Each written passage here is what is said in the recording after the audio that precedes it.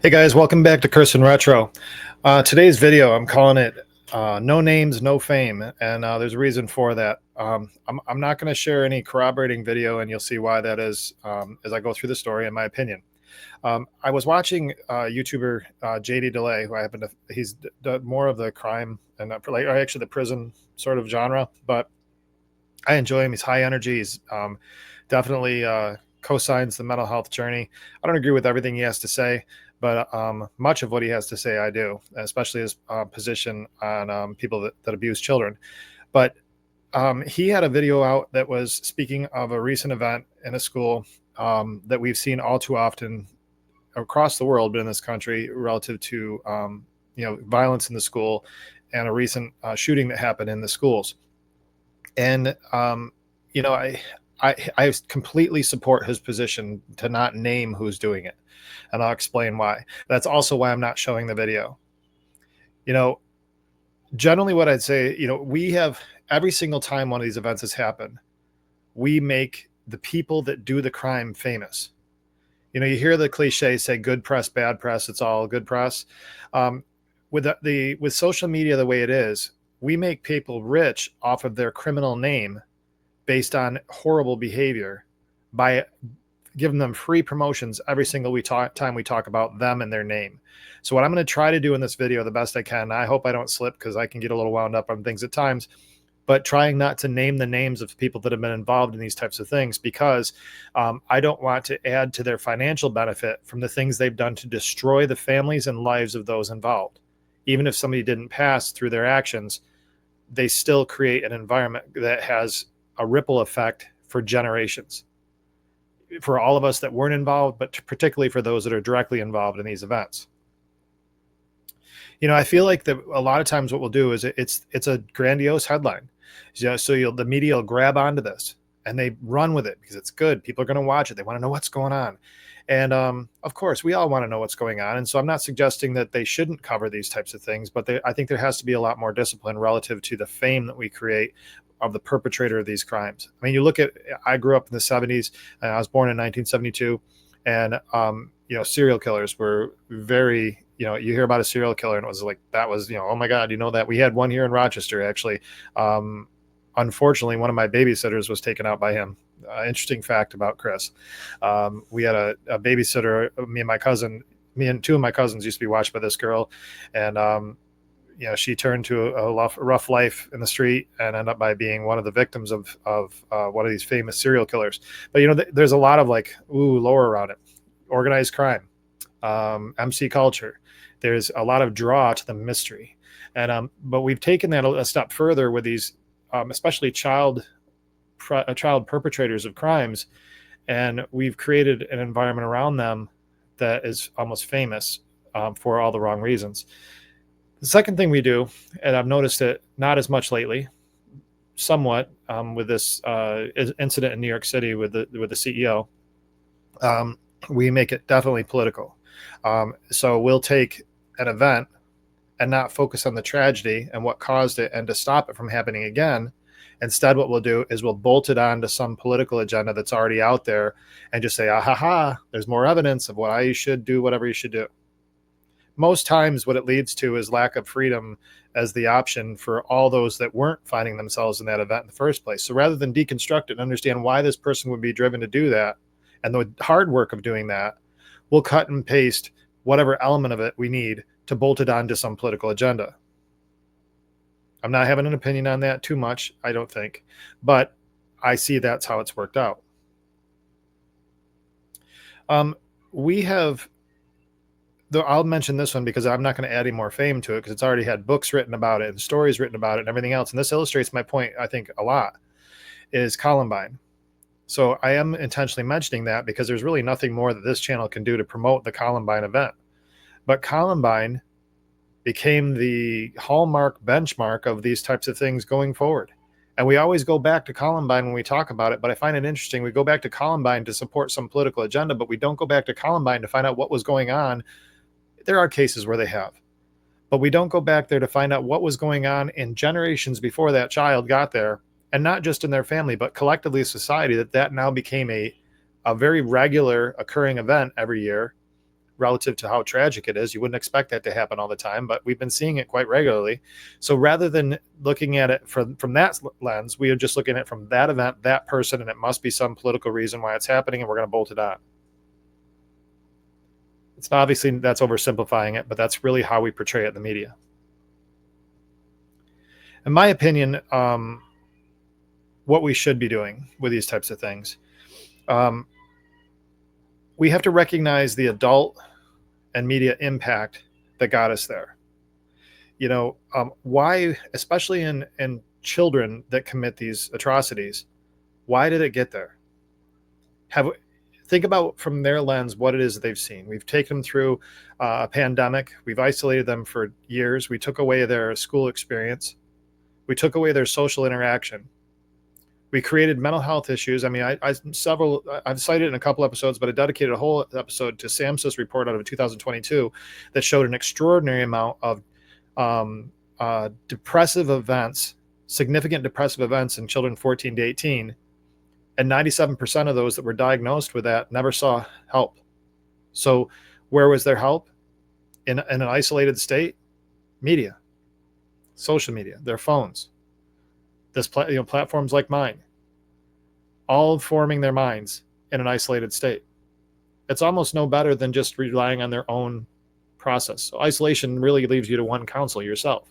So when you're going through inputs, you're probably going to go find media and information and things like that corroborate what you're thinking, because all you're doing is validating what you're thinking. So we've isolated kids and we put them in this environment that fed them probably more of the negative and more of the things that were propelling them down a bad path in the first place. The media, and as adults, we didn't wrap ourselves around children and recognize that this is leading to generational problems. And it's not just because they were isolated and missed school experiences, but the totality and the fallout of what that looks like is pretty bad. But I don't want to attribute this all to isolation of a pandemic, because obviously Columbine and others have happened before that. So there must be something else. Well, one thinking I have is that we look at a society of kids, and this started towards the end of my oldest son's elementary school experience, really. I mean, it probably was pretty starting to come alive, really, as his elementary school. But the Participation Award Society, there's no striving of a goal, because all you do is just have to show up. And if you show up, you're going to get equal participation as somebody else, and yay for you because you showed up. Well, the problem with that is not so much that wasn't well intended. The issue is it was falling back from progress and falling back from achievement. We were just saying that if you show up is enough. And I'll explain to you why that's a problem when it leads to things like some of these atrocities that we see in the news. We then gave a woke generation that says not only do you show up and you don't have to excel beyond somebody else, but you also have to make sure you don't offend or do anything to anybody else, because they get to do whatever they want to do. So now it used to be within the confines of rules, show up and participate, but you still had rules. Then it turned into do whatever you want to do and don't say anything. So that was do whatever you want to do. And then the next level of it became with this woke work that said, not only do you do whatever you want to do, but nobody can say anything about it or you're bad. So now we've created a boundaryless society for children. We've given them no goals, no aspirations, no achievement, no competitive environment. I'm not suggesting that people that can't participate in whatever it is that's set forth and be excellent at it should be made to feel bad. It just means that's not their lane. And as adults and as the world that we're in, we should guide them to what their lane is, because I firmly believe that every single person has a purpose and there are things that they're excellent at. As society, we created that certain things, being excellent at certain things makes you great. And we realized that most of our kids can't be great at the certain things we glorify. Then we said, well, we don't want them to feel bad. So rather than invest in them and help them find out what it is that they're good at and have them feel the progress and achievement of those things, we've said, don't make anybody feel bad. Don't make anybody, feel like they can't do anything they choose to do, which is absolutely ridiculous. It's led to a generation and generations that are unguided and lost. We've taken underdeveloped youth and we've sent them out into a field of the world and said, whatever you're feeling is king to you. So now take a generation of children that were isolated having bad feelings, and we gave them no guidance to find out how to make progress out of that situation. We just simply fed it more, fed it more, fed it more. And in an immature state, that pain becomes, as an adult too, overwhelming. There's going to be outbursts and things like that. Now, I want to note this right now. I'm not a clinician. I don't have clinical licensing of any kind. All this is an opinion and my perspective on how I've seen these things play out. Fear, depression, medication, whether they should have it or shouldn't have it, the mental health distractions, all these things, all these issues with mental health, the distractions that are caused to just kick it down the road. That's all we do. We don't deal with anything, because at some point you got to pick a fight and fight through something. Instead, we just say, you're okay. How you're feeling is okay. Just, go through, I'm here for you, and that type of stuff. I'm not suggesting that in stages that's not okay. However, it shouldn't be the whole story. It should be a stage where somebody's really struggling. You just come alongside them. However, they have to have some reason or some fight or some goal that they're going through. Otherwise, they're just going to wander around the room feeling this feeling of whatever it is. Instead of saying, okay, well, you seem to have these elements about you that you're really good at. So how about we explore that and see what of that is interesting to you? Now, there's going to be some are going to argue, well, not everybody knows what that is or whatever. Well, that's probably true too. But I would say that in most cases, with a little bit of work, you can find something that somebody really does enjoy and can help them move forward. And then come alongside them each and every day and encourage them to form habits that are positive towards that road. I think a lot of this does cause the way that we behave for society, the way we have not invested in our kids, the way we deal with the outcomes of their actions versus the root cause of what got us there, has led to absolutely out of control addiction. And I think we're in a dangerous state with addiction because we've only measured the impact of addiction on overdose deaths. We have not measured the impact of addiction on generations of criminality, depression, anxiety, self-destruction, pain to next generation children that they have, acting out, bad behavior, some over excessive good behavior, selfishness, all those things.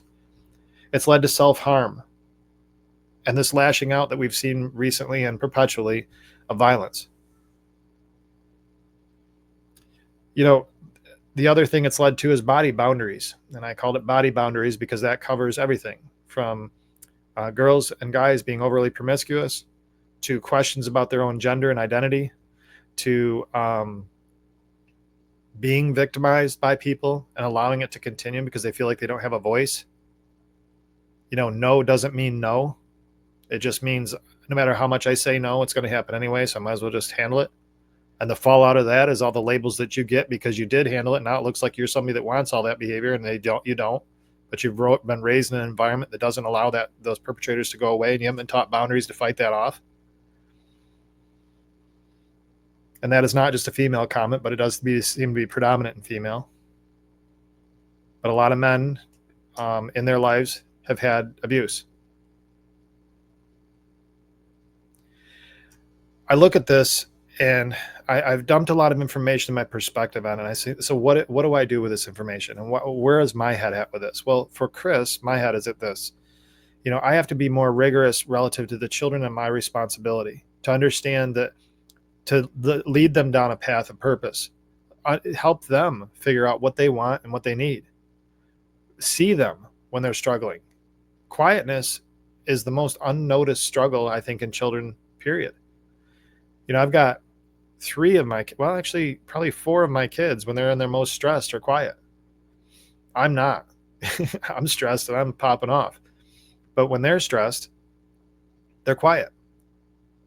Now my 3-year-old, she's stressed, happy, whatever else. She's loud as heck. I even had to get her to quiet down so I could do this video. So, kids behave differently, but you have to know what they're all about. You have to invest in them as adults. I think one thing that we've gotten lazy with is we've allowed politics, media, a conversation, feelings, lack of boundaries, just letting people be whatever they want to be. To me, that has been laziness as generations of adults. We've created a construct that gives us a pass for not investing. Children are not things that we have. They're individuals that we work to develop. If we don't see them as individuals that we have caused to be in this world, and they are work and a job and not always easy to help them grow, then we are failing them and we're lazy. I say we on this adamantly because I am part of that, and many times I have found myself not investing as I should. So what I'm asking is that as you review this video, consider your own role in the lives of the children in your life. As I've got a 3-year-old banging on the door right now to come in the office. Thanks, guys, for tuning in. Please like and subscribe. Between now and the next time we talk, I'm going to stay out of trouble, and I hope you do too.